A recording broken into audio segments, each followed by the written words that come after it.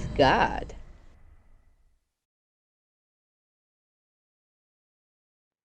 Hello everyone, welcome to today's video in which we're going to be learning a very funny problem um, of percentage decrease, and we're going to learn how to do it step by step. So let's begin. So guys, whenever we're doing or calculating a problem of percentage decrease,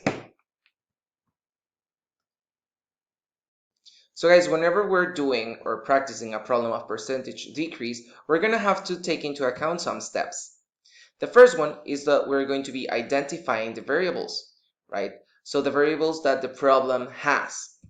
After that, we're going to calculate if there is a decrease or if there is a change in the amount that was presented to us as the original amount. And then we're going to apply the percentage formula. Now, guys, remember, the percentage formula says that the part is going to be equal to the percentage, and that is going to be multiplied by the whole.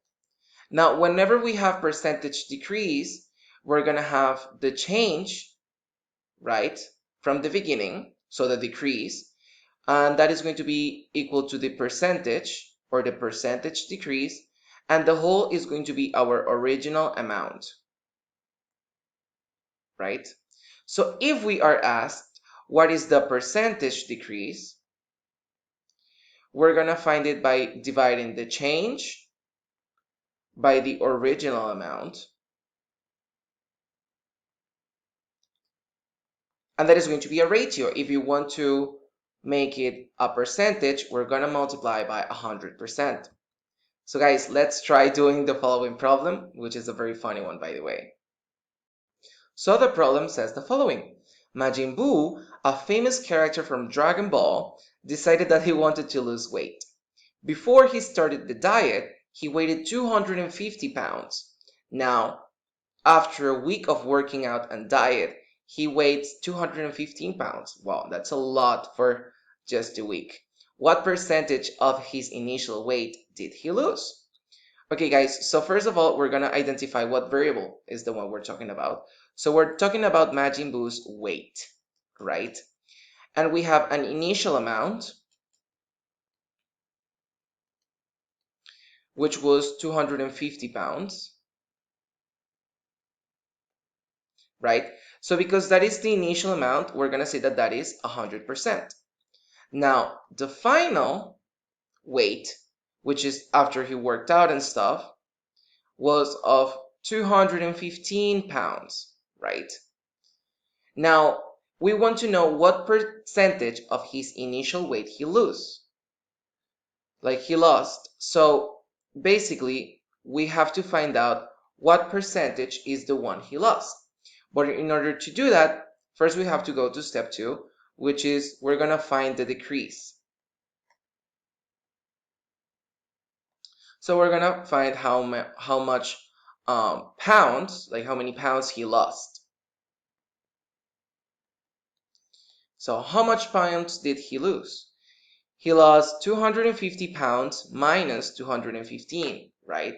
So when we subtract 250 minus 215, that is going to be 35 pounds,